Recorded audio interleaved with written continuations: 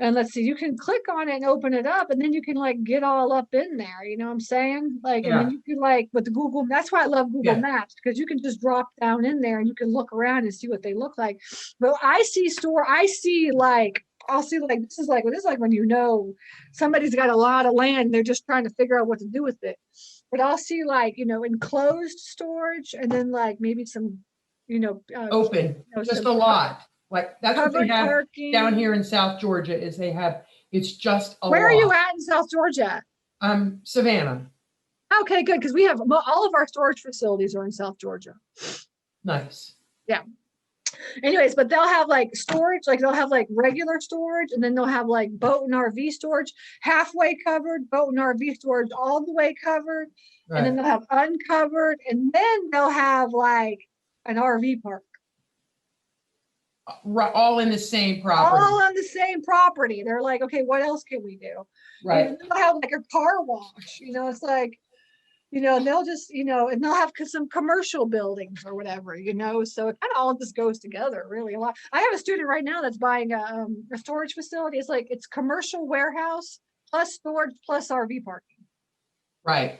all on the same property. And it's in Florida. It's like right on like a 3-acre lot or something. So the owner was just like, let's do it all. Nice. Well, I like it too. I like that too, because it's like you have the income coming in, and just in case one thing doesn't work for the other, you'll have income coming in. Yes. And so, So, but doesn't a RV park, kind of like a mobile home park, require more infrastructure than the storage? no, RV parks require less infrastructure. Gotcha. Yeah, RV park is just like essentially, I have a piece of land, let me clear it, fence it, and go. I think both of y'all are in Georgia, so we can just talk Georgia stuff right now.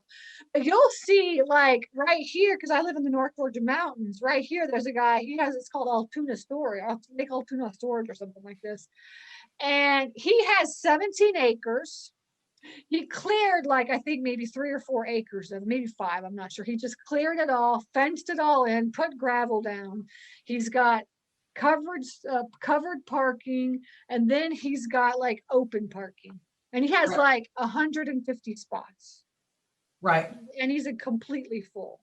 And it cost him for that 17 acres. It cost him 200 grand. And then it probably cost, I was calculating, and it probably cost about 250 to 300 grand for him to fence it in, grade, gravel, fence it in, and then maybe do a little bit of covered sport. So he probably is all in at like maybe 500 grand, let's see, for that space. Yep. Plus he still has all the rest of the 17 acres. And he's charging $75 a lane. So in parking, you call those lanes. So he has 150 spots that he's charging $75 a month on. Right. And all he did was spend like $500,000 to do that. Right. He's gonna make that up in like a couple of years. That'll be paid off. I mean, he's making a lot of money, and he's full. I mean, it's just so crazy. That's why I'm like, I want to do that. Yeah. So that you could totally do in Savannah. You could do that anywhere. You could do that. You just have a good piece of property. You just clear fence and they call it parking. Especially that's what we're gonna do in the boat in the lakes. That's why I came to Texas, and we're going to do that. I'm trying to find property. Now, the only thing is that land in Texas is more expensive, right? It's like $75,000 an acre, like 50,000. If you find something for $50,000 in Texas, that's a good price. Crazy. Right. Whereas like you can get 17 acres in Georgia for, like what he said, 200,000 for North Georgia is more than it is in South Georgia. It's cheaper in South Georgia. And that's why I love South Georgia. That's why I love South Georgia. Yeah, that's why we're South Georgia. We're south of Atlanta and all the way up in the Panhandles where we're at. We're about to start going to Texas. Like we're going to be the southeast. Texas or the southeast is where we're going to be. Right.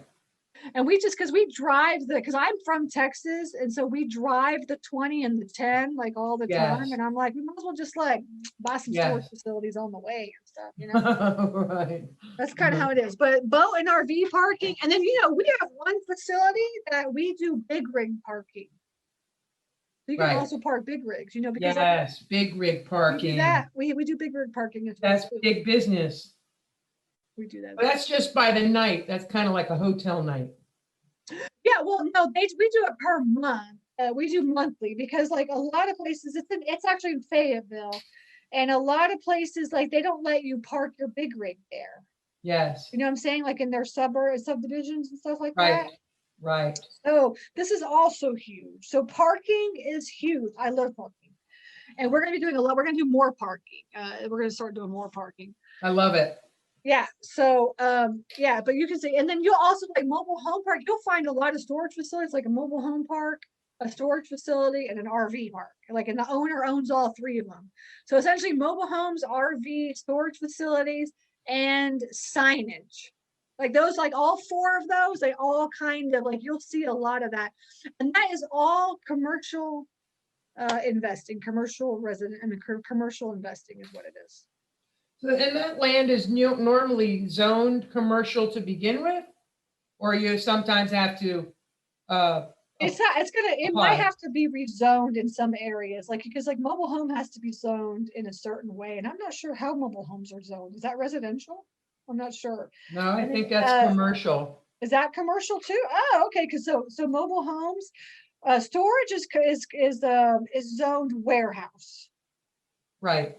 And I don't know what parking would be zoned. Like ours is like we're zoned as warehouses on all of our storage facilities, and some of them we have parking on, but I'm not sure if it's only parking, if it would be zoned warehouse, or it might be just commercial. I'm not sure how they do that, and it probably just depends on the area too as well. Have to ask them.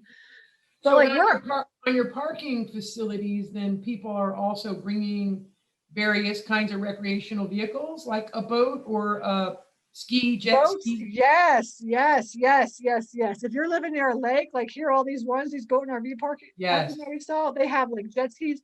Now up in New York, like I have a student right now that's building one, and they're doing snowmobile parking. Right. See, so like whatever you park, I guess you just park whatever you need to park. You just park. Yes.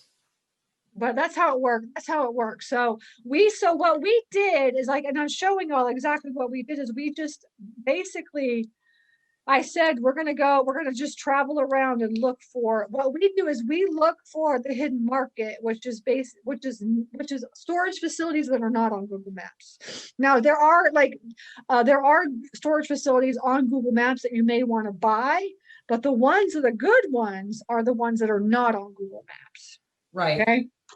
So you would get in here, and then you would be driving around. So we are driving around and looking, and we're driving all through here and trying to figure out like where we can find some. What you could also do, and the way that I do it is I just do satellite imagery, because as you're driving around, you'll be able to tell if it's a storage facility when you're driving around. It's really easier if it's two people in the car. Yes. But like, so you'll look and say like, oh, that looks like a storage. Like here's like a storage. That does not look like a storage facility to me, because that's just like a big building. But storage facilities just look like, long, skinny buildings. Yeah. You know what I'm saying? So when you're driving around, like here's a storage right here. This is a typical looking storage facility. Easy lakeway storage. Yes. And they look like just like skinny buildings. Like he's got parking. Yeah. So satellite imagery is really good. He's got parking in the back. He's got one long unit, and then he looks like he did this he probably had this. He had this whole property. He built this, put some parking, and then he was like, all right, I'm making some money. Let me put some more facilities here. Yeah. I did that like that, so, and that's like a typical looking storage. And see, we drive down and here's some more storage here. Here's store it all. And I'm not sure if all this is owned by the same person. It looks like it might be a different one. I'm not sure. But this is all the same. I'm not sure. But here's a storage facility, and then here's a storage facility.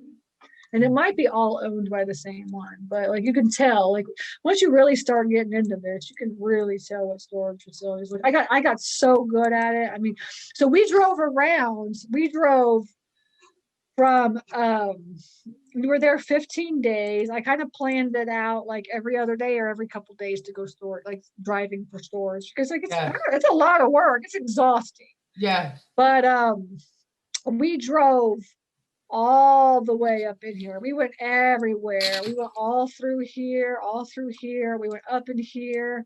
So if we go over here to this area, you see, and then you search in this area, it doesn't come up unless you get, really get in there. So like here, we went to these Paces, we went to Briar Cliff.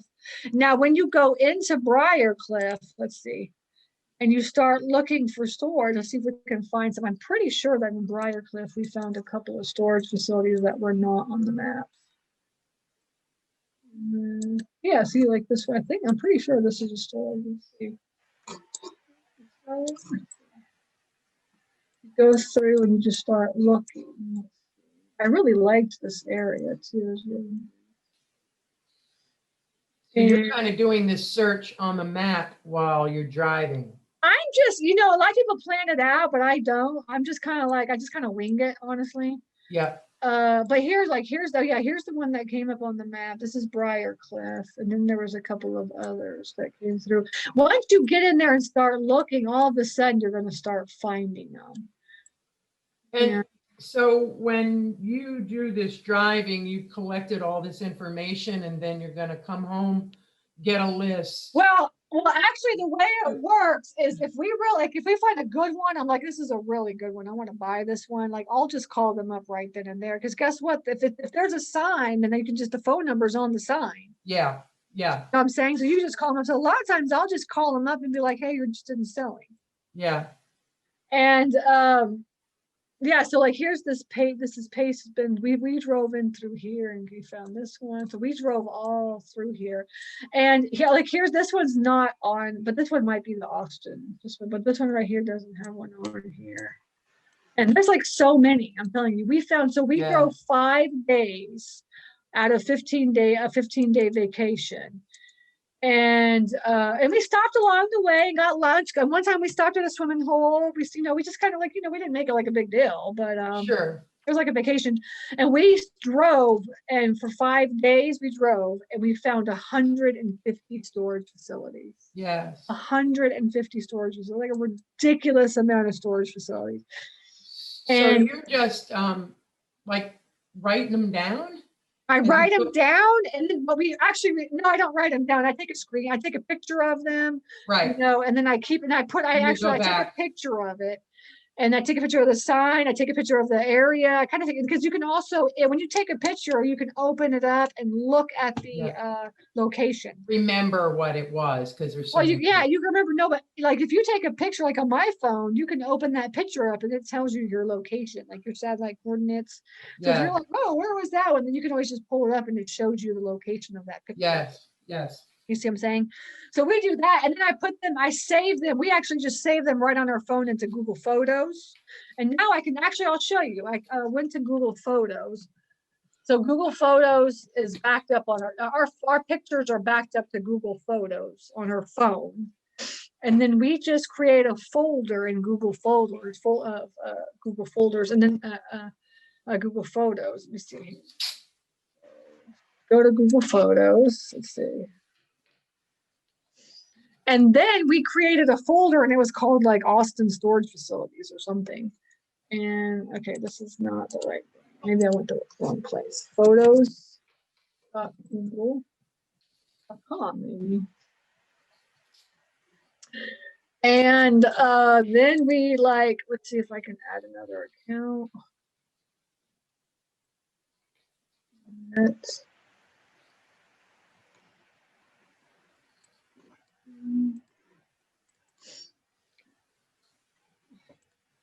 And then we, I just buried my cookies.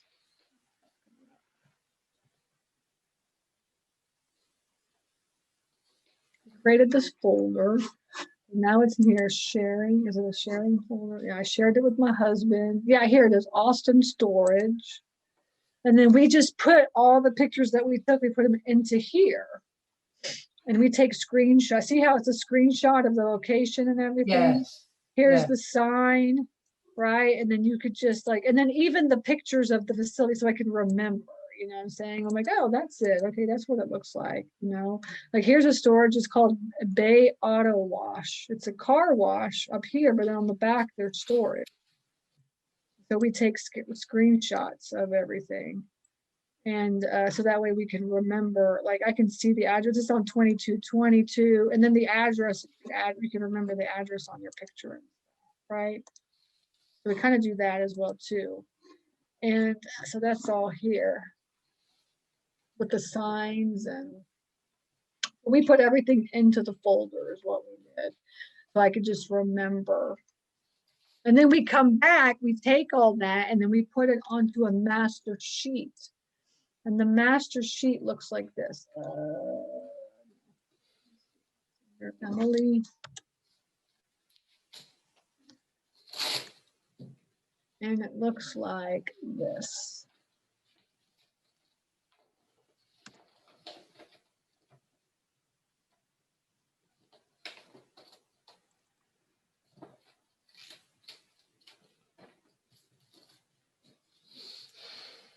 Okay. Gotcha. See, it looks like this. And then we just link this is the Google photo. So we can, like, anytime that we need to look, we can just look at the pictures, like, oh, which one was this one right here? And this is what it looks like. So there's a tab that says Austin Storage. And then all the names and the phone numbers. And then we're going to start calling them. So we just got back this Sunday, and we'll start calling them and seeing if we can get a hold of any of them. See if they want to sell. We're going to send them a letter. We're going to, we'll call them, we'll text them, we'll leave a voicemail, and then we'll also skip trace them. We'll start skip tracing as well too, and get their email address and emailing them as well. So like we just hound them until they're like, leave us alone, is what we do. So that's kind of how we keep track of it. Is your VA creating these spreadsheets? Yeah, my VA, actually my office manager, she does this. So I'll take the pictures, put them in the Google folders, and then I'll just share that with her. And then she creates, now she doesn't call them or anything. But yeah, she's just creating your data sheets. She's creating the data, she's managing it and organizing it for us. So then we can get through, we could just call everybody. Nice. Right? And we'll talk to the owners, and we'll just see, like, we'll just call everybody and see if they want to sell. Now, the really good ones, some of them I'm like, look, let's just call them right now. And we'll call them right when we're in front of the storage facility. Right. And then we can get them to, sell to us right there. So I was like, I'm in Texas. I might as well see if anybody wants to meet me, and then I'll just call them right then and there. But essentially we spent 5 whole days driving from literally Hudson Bend all the way around, all the way up through here. Went to Marble Falls. We did a Horseshoe Bay, all the way up here, crossed over to the big, did Kingsland, came in here to the Lake Buchanan area and did all this, and then drove, and we did this, then we drove through here and all this area as well too. So, and nice, a lot of lakes.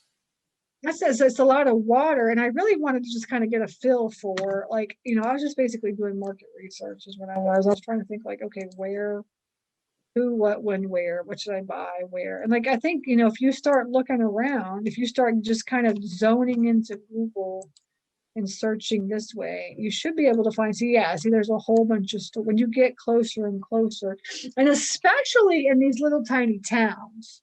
Like these towns, they look kind of big, but they're like little tiny towns. I don't know how big Burnett is. You can Google it, Burnett, Texas population. Burnett. I don't know, it's 6,000 people. It's not really too bad.